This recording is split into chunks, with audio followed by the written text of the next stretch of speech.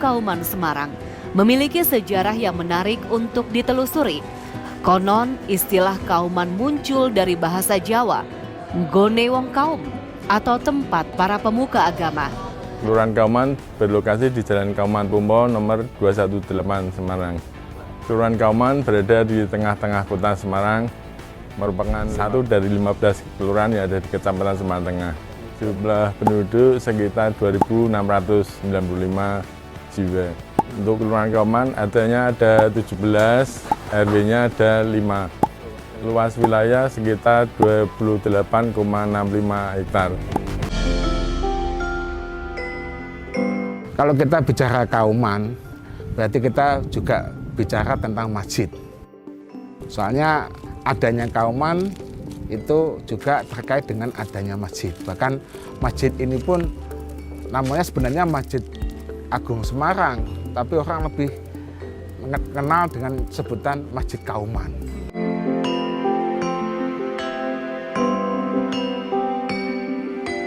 Kauman Village, located at the heart of Semarang City, is a historic settlement that known for its strong Islamic identity. Itu yang tinggal di Kauman adalah hampir semuanya orang-orang mukmin, orang Islam.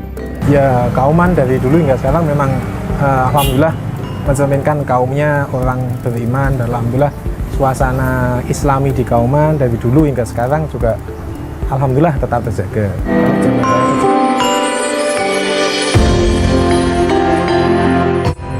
In Kauman Village, Islamic culture is expressed through various communal activities that continue to shape the identity of the area.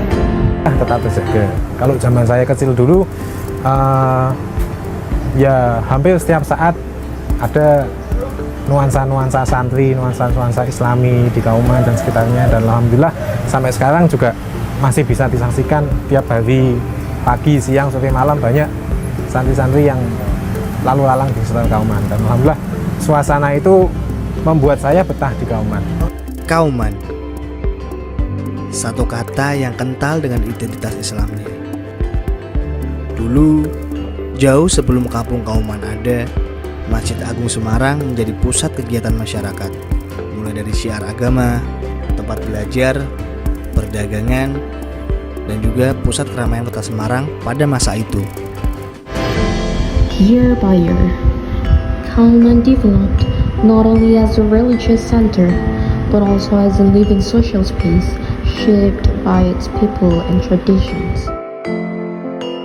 Nah, di masjid inilah akhirnya ada jamaah masyarakat. Nah, lalu masyarakat dengan adanya masjid lalu mendirikan rumah-rumah yang akhirnya menjadi penduduk di sekitar Masjid Kauman. Ya, dari desa saya sendiri juga merasakan beda, karena mungkin di sini walaupun lingkungannya kota, tetapi misalkan sore-sore gitu mesti udah banyak yang ngaji, ataupun pagi-pagi gitu banyak santri yang lalu lalang, mesti kayak suasananya itu kayak di kota tapi kayak agamisnya ada gitu. Walaupun kalau di sini walaupun di kota, mungkin karena banyak pondok ya di sekitar sini, jadi mungkin kalau pagi sama sore itu banyak santri, jadi suasananya itu ya seperti yang dikatakan Kang Fatih, agamis gitu.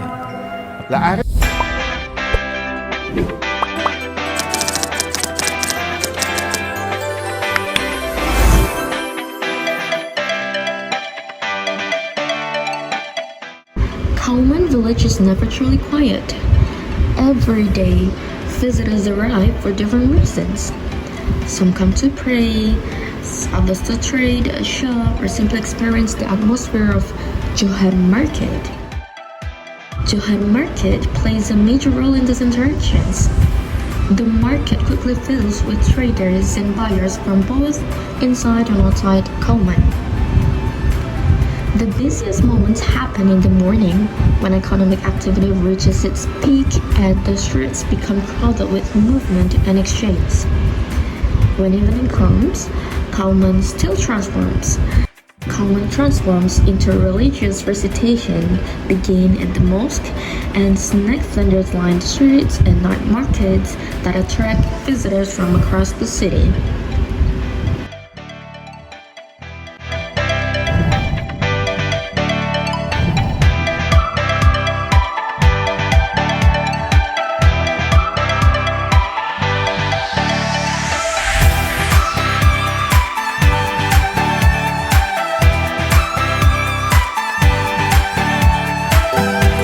Semerbak aroma wangi menyeruak di Gang Bangun Harjo, Kauman, Kota Semarang. Ya, inilah kampung parfum Kauman yang legendaris. Yang sempit ini pun berubah menjadi sentra penjualan parfum racik. Di sini kebanyakan warganya pada jualan parfum semua. Hanif kemarin berpesan bahwasanya sebisa mungkin toko itu kalau sudah maghrib tutup buat ngaji dan sebagainya. Lah itu saya lakukan. Sebelumnya saya buka sampai 8:30 malam. Tapi atas pesan Pak Yai tersebut, supaya maghrib digunakan ngaji dan sebagainya, sekarang toko saya tutup sebelum maghrib. Lah akhirnya karena di sini ada keunikan pondok pesantren Al-Quran, kemudian ada percetakan Al-Quran terbesar di Indonesia, mungkin 4 besar, Tua Putra namanya. Itu asli Kauman. Ada percetakan, ada pondok pesantren, ada sekolah-sekolah Al-Quran juga ada.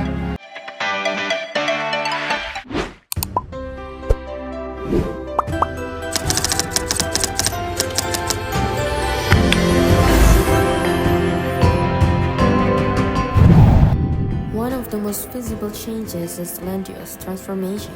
When the visitors flow increase, the economic growth also increase. As a result, it became common for residential buildings to be converted into commercial spaces. Another issue lies in the condition of Kauman's buildings. Many structures there are old and increasingly vulnerable to structural damage. The community now faces a difficult challenge on how to preserve a historical architecture while ensuring buildings are safe and resilient for modern use. The last one is limited space in Kauman village, which further complicates how the neighborhood adapts. Here is the social problem of Kauman village. The first one is multi-generational household. In Kauman, there is a lot of multi-generational household where many generations live within a single dwelling. It contributes to overcrowding, pressure on household facilities, and reduced privacy. Kauman also experiences a high criminality. There are several parts of Kauman experience elevated levels of crime. As a result, perceptions of safety among residents decline, discouraging evening activities and weakening the social vitality of the neighborhood. There are also many residents who have low initiative to renovate their house to maintain their homes due to a combination of financial constraints, unclear property ownership, and low external incentive. To understand the dynamics of Kauman village, it is important to look beyond the physical space and focus on the people and institution involved. First, let's take a look to the upper right. It is labeled as manage closely. Stakeholders with both high interest and high influence. This include local authorities, local workers, local traders, tourists, PPK2SL, and youth organizations such as Karang Taruna. These actors are directly involved in daily activities and have a strong capacity to affect how Kauman functions. Next, we go to the upper left, which said keep satisfied. This includes stakeholders with high interest but relatively lower influence. This group consists of RT and RW leaders, religious figures such as Ustad and Kiai, academics, hawkers, street vendors, and the social department. Their formal power may be limited, but they are deeply connected to the community and cultural life of Kauman. Now we go to the lower right, which said keep informed. This represents stakeholders with high influence but lower direct interests. Institutions such as Bapeda and the police fall into this category. Their involvement is often strategic or regulatory. Finally, the lower left monitor includes stakeholders with relatively low influence and low interest, such as hospitality actors, religious organizations like NU and the Ministry of Religion. Let's take a look to our stakeholders' interactions at the core level, which the users, including local residents, religious leaders, hawkers, local traders, workers, tourists, and youth organizations such as Karang-Tarunan. They are the primary beneficiaries and directly shape the social and economic life of the settlements. The direct stakeholders act as service providers. These include BP2KSL, tourism, trade, social departments, academic institutions, the hospitality sector, and the local authority, which support local welfare, economic activities, and tourism services. The indirect stakeholders include NU and the police, who play like a broader role in policy making, in long-term planning, and cultural direction than security. In the promontory, the main problem is low income, which leads to overcrowding and declining living conditions. And this problem is actually caused by several related issues. From the economic side, most residents have low income due to limited accessibility for tourists and local trade.